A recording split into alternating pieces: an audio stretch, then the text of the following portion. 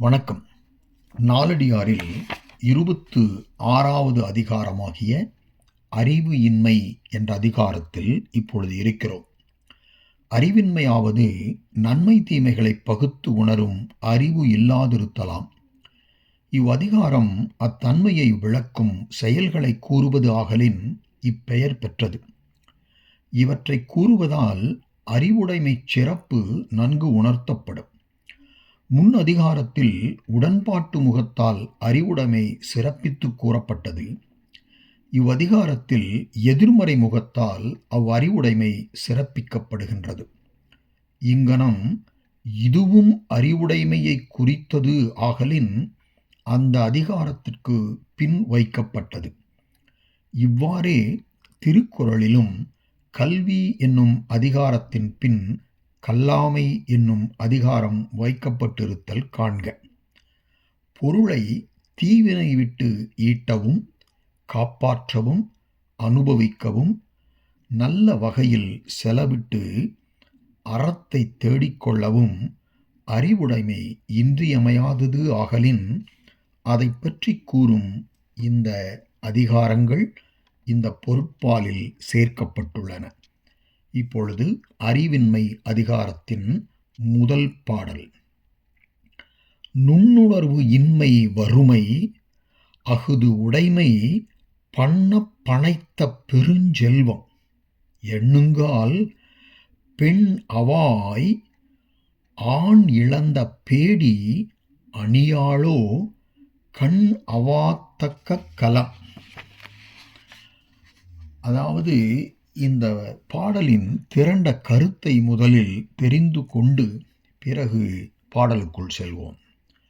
உலகத்தில் உள்ளவர்க்கு நுண்ணறிவு இல்லாது இருத்தலே வறுமை. அதனை உடைத்தாயிருத்தல் செல்வம். நன்றாக ஆலோசித்து பார்க்கும் இடத்து இவைகளன்றி ஆபரணம் நிதி முதலிய பொருள்கள் இல்லாது இருப்பதும் உண்டாயிருப்பதும் தரித்திரமும் செல்வமும் ஆகமாட்டா. அழகில் சிறந்தவர்களிடத்தில் அவ்வுலகப் பொருள்கள் இல்லாமல் இருக்கும். ஆனால் அழகு இல்லாதவர்களிடத்தில் அந்த உலகப் பொருள்களெல்லாம் சேர்ந்திருக்கும். இந்த இயற்கையின்படியே ஒரு பேடியும் கண் கவரத்தக்க ஆபரணங்களை அணிவாள். ஆதலின் மனிதர்க்கு உலகப் பொருள்கள் உடையதாயிருத்தல் சிறப்பும் அவற்றை பெறாது இருத்தல் சிறப்பு இன்மையும் ஆகமாட்டா. அறிவு உடைமையாலும் இல்லாமையிலுமே அந்த சிறப்பு உண்டாவதும் ஏற்படுவதும் ஆகும் என்பது இச்செய்யுளின் கருத்து. இதனால் மனிதருக்கு நுண் அறிவு இல்லாது இருத்தலே வறுமை என்றும் அஃது உடைத்தாதலே செல்வம் என்றும் கூறி அறிவின்மையின் இழிவை விளக்கி அதனால் இன்பம் இல்லை என்பதனை குறிப்பிட்டார் முனிவர். இதே கருத்தை அறிவுடையார் எல்லாம் உடையார் அறிவிலார் என்னுடையரேனும் இலர் என்று 430வது திருக்குறளில் வள்ளுவப் பெருமானும் சொல்லிச் செல்கிறார். சரி, பாடலுக்குள் செல்வோம். நுண் உணர்வு இன்மை வறுமை. நுட்பமாகிய அறிவு இல்லாதிருத்தலே தரித்திரமாம். அஃது உடைமை பண்ண பணைத்த பெருஞ்செல்வம். அந்த நுண்ணறிவை உடைத்ததாயிருப்பது மிகவும் அதிகரித்த, பண்ண என்றால் மிகவும் அதிகரித்த, பணைத்த பெருஞ்செல்வம் பெரிய செல்வமாகும். அதென்ன பண்ண பணைத்த?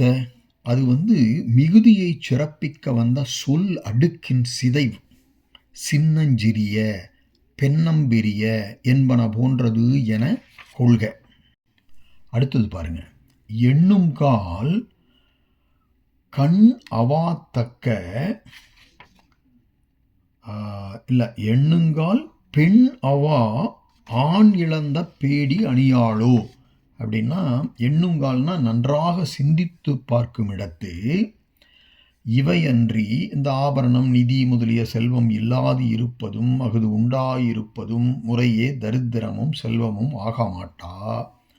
அழகில் சிறந்தவர்களிடம் அந்த பொருள்களெல்லாம் இல்லாமல் இருக்கும், அழகில் சிறப்பு இல்லாதவர்களிடத்தில் அது சேர்ந்திருக்கும். அதன்படியே பெண் அவாய் ஆண் இழந்த அப்படின்னா பெண் தன்மையை மிகுதியாகச் சேர்ந்து ஆண் இழந்த ஆண்மைத்தன்மையை கைவிட்ட பேடி அணியாளோ, பேடியானவள், அப்படிப்பட்டவங்கள பேடி அப்படின்னு சொல்கிறோம். அணியாளோ அணிய மாட்டாளோ எதை? கண் அவாத்தக்க கலம். கண் அவாத்தக்கன்னா எல்லோருடைய கண்களும் பார்ப்பதற்கு விரும்பத்தக்க, அதாவது உலகப் பொருள்களில் சேர்ந்தனவாகிய கலம். கலம்னா ஆபரணங்கள். அந்த ஆபரணங்களை அந்த பேடி கூட போட்டுக்கிறதுக்கு விரும்புவான். ஆனால் அது அழகு கிடையாது என்பது இந்த பாடலின் கருத்து. மீண்டும் இந்த பாடலை ஒரு முறை பார்ப்போம். நுண்ணுணர்வு இன்மை வறுமை அஃது உடைமை பண்ண பணைத்த பெருஞ்செல்வம் எண்ணுங்கால் பெண் அவாய் ஆண் இழந்த பேடி அணியாளோ கண் அவாத்தக்க கலம்.